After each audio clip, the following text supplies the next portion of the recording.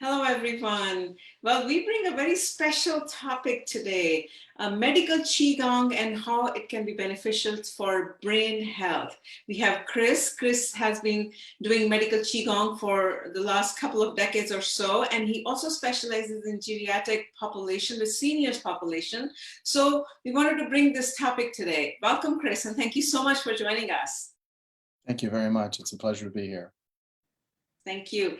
So before we go into the topic of brain health, let's just understand what exactly is medical Qigong and how it differs from the normal Qigong. Yeah, Qigong, basically, if you look at Qigong as like an umbrella, the overarching Qigong incorporates three components: breath, movement, and intention. So there's the focus on breath, which brings us into the present moment to help us start to focus. And then movement is engaged, so we start to get circulation, and it can be very simple movements to more challenging. And then the intention allows us to guide our energy or work with our energy in a way that is of service to us based on what we need: pain management, stress management, things like that. Medical Qigong differs in the sense that a lot of times it's conflated with Qigong for health or health Qigong, which is your own personal cultivation and working to keep yourself healthy. Medical Qigong involves a clinician like myself who works with people to help them understand their disharmonies or imbalances, whether they're mental, emotional, physical, and then can prescribe Qigong practices, meditations. I can do energy work, like I have a table behind me here, body work like Tui Na, things like that. If I'm working with pain management, helping somebody, let's say I've got somebody with postural issues, like spinal issues or something, I may do some Tui Na to open up the spine, to get the muscles to release, get the fascial layers to open up. And then I'll teach them Qigong practices that help strengthen posture. So the combination of the manual manipulation and then the practices that they give helps to open up their body and establish a new way of showing up in the world. So the difference between like Qigong by itself, which is a personal cultivation path, and medical Qigong or clinical Qigong is the interaction with a trained professional. Okay, so let's come to the topic of brain health, right? So let's just talk, like, is it similar to what yoga does for brain health, parasympathetic systems? Could you explain how Qigong helps with improving our brain health? Sure. So if you're talking sympathetic, autonomic nervous system, basically sympathetic, parasympathetic, sympathetic being the accelerator, the elevating the heart rate, respiratory rate, that kind of thing, blood pressure, and the parasympathetic being the de-escalator, slowing things down. Qigong, by focusing on the breath is accessing, giving us access to the parasympathetic side of the nervous system, the slow down side. Movement gives us access to the sympathetic side. By getting the breath to be in charge of movement, we're actively making the parasympathetic take over or take control of and start to de-escalate the sympathetic side of the nervous system. It can be very, very simple movements. Usually the first practice that I teach somebody is sitting relaxed and having their hands resting on their lap. And they're doing this gentle close, no tight fists, and a relaxed open, but I'm getting them to focus on their breath first and then letting their breath guide the movement, meaning I'll start my inhale first and then my hands slowly draw in. I'll start my exhale and then my hands start to relax. If I'm in a sympathetic overload, my hands are going to want to be very active and twitchy. I'm going to have trouble sitting still and I'm going to have trouble breathing. It's going to be shallow and tight. Well, going from that state to nice and relaxed is not an on-off button. It takes time and practice. And so what I often say to students and clients is if you practice when you don't need it, it's much easier to access when you do. In my understanding of yoga, and I'm not a yoga practitioner, although I've always wanted to be, truly, and a couple of my teachers have said you should, because I'm not very flexible in some ways.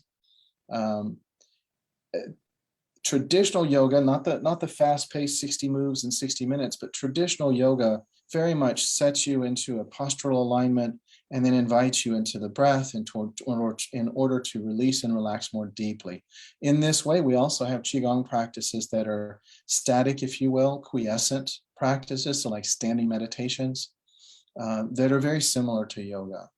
And so, yes, I think that there is a correlation between good traditional yogic practices and good traditional Qigong practices. So the theory is the same, right? That is basically in nutshell. If you go back into historic record, you'll see that Qigong dates back somewhere between 3,000 and 5,000 years, depending on where you look. And yogic practices are in the 8,000 year range. And there was a lot of scholar interaction between China and India back then. And so I think that there was, based on my limited understanding of Ayurvedic and yogic practices and such, the chakra systems and such, there's a lot of commonality. And in essence, they're both working on an energetic level with the human.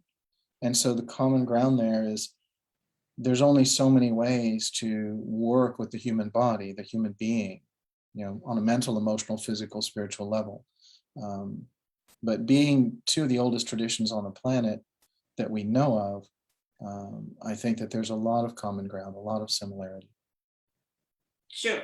So we talk about the sympathetic and parasympathetic system. Then there's another question on the brain health, like dementia, that is very common with elderly, as you are already working with that.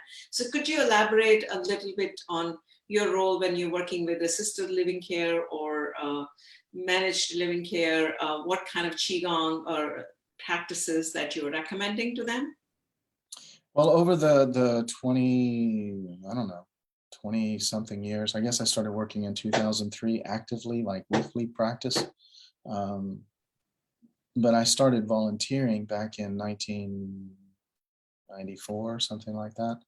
So a lot of experience in assisted independent memory care facilities. I developed over that time a program that's called Smiling Heart Qigong. And they're seated and standing practices, but they're very slow, they're very gentle, designed to invite people into present moment practice in a way to increase circulation. Specifically for brain health, we're looking at cognitive coordination, so physical coordinations, whether they're simple or more complex. And I start out simple and work my way towards more complex, crossing the motor cortex and that kind of thing, where I'm not doing the same thing on both sides. I'm doing something on one side and the other, alternating, that challenges the motor cortex to function independent left and right. And so it takes a higher level of concentration. And so that there's a lot of different gentle ways that we can tease out cognitive function, improved cognitive function. And particularly in memory care, there's a lot of depression and mental health issues related to their particular conditions, because people are very conscious that they're slipping. And so there's a lot of laughter in my program and playfulness and not taking ourselves too seriously, but doing some movement and some breathing.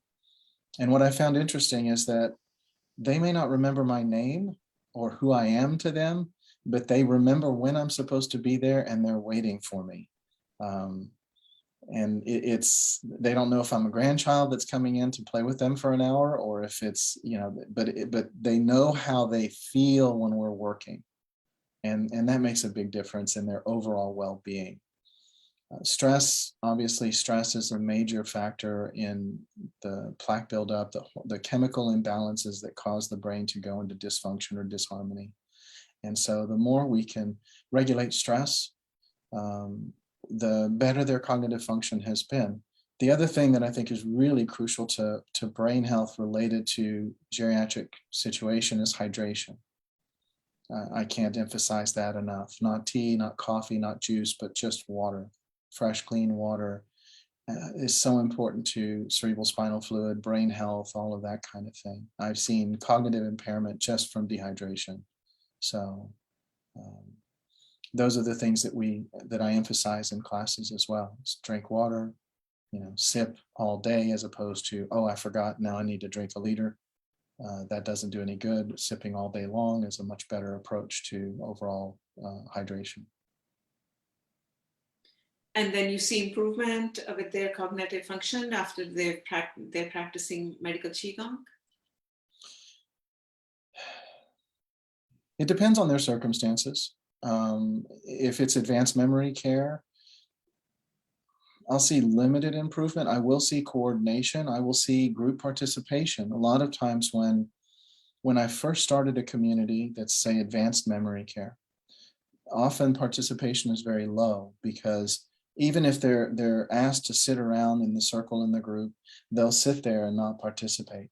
However, as we engage and we start laughing and they lose a little bit of their shyness or their fear, and then they start to engage. And I do see over time that they're much more willing to engage and interact as we do this work consistently, even if their memory of what we're doing is not, I don't teach them to remember exercises from one week to the next, but they do engage more and they become more interactive and within the community as well. I do see that on a regular basis.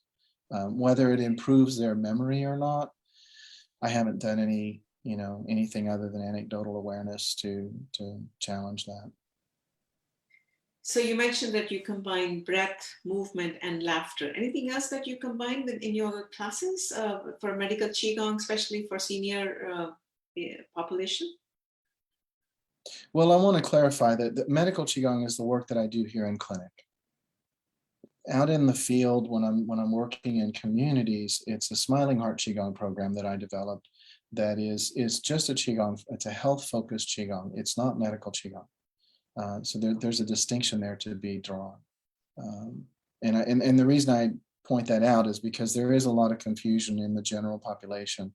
I'm associated with I'm the president of the National Qigong Association, and in my work with the NQA, we see a lot of confusion. We actually the board of directors created a web page on our website very specifically defining all the different types of Qigong because there was so much confusion. But medical or clinical Qigong is done typically in a therapeutic setting like this in my clinic. Now, just outside here, I have my training floor and a classroom and such. So it's, when I'm going into the communities, it's more of just a Qigong for health type program. Got it. I understand. All right. Anything else you'd like to add on the medical Qigong side or even Qigong, the side that could help? Yeah, I mean, if you think about what's most important with regards to our health, and no matter what movement modality it is, what's most important? Movement. Stagnation is the enemy. It doesn't have to be running marathons. I used to box. I used to fight full contact martial arts for 25 years. It doesn't have to be that aggressive. It just needs to be movement. And with movement, we create an environment where that stagnation is just so bad for our whole being, mental, emotional, physical, spiritual.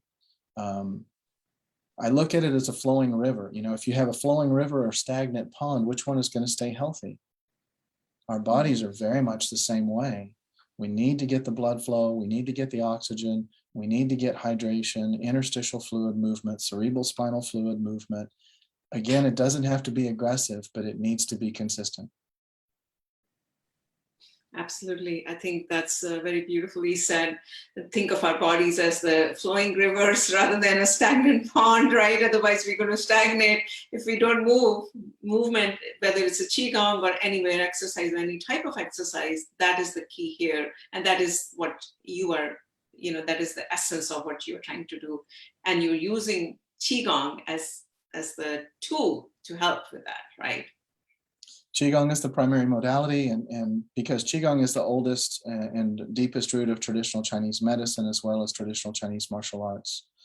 Tai Chi is younger, only about 500 years old or a little less, and I use that as well. But here, I'm not teaching Tai Chi for competition or for school, to make people look pretty. I use Qigong and Tai Chi, like in the training center, as tools to help people understand themselves better and work within their limitations. If they have balance issues, we're working to strengthen their ability to have better balance.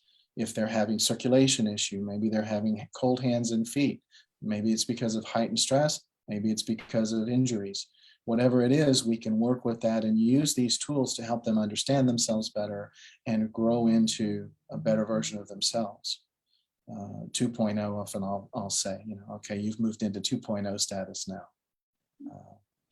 Well, thank you so much, Chris, for being with us. This was just a quick intro to how medical Qigong and Qigong actually can help with the overall health. And also we were talking about the brain health, but even for the overall health. Anything last comments from you? I'm just going to wrap up the session, and thank you again for being with us and helping us understand the difference between Qigong and medical Qigong, because it is kind of confusing for end users like us. It is, and I'm grateful for the opportunity to share, and let me know if I can be of service in the future. Thank you. Thank you. Yes, absolutely. We are bringing workshops and stay tuned. Also launching a lot of cool things. So stay tuned and keep supporting us every day. Bye-bye.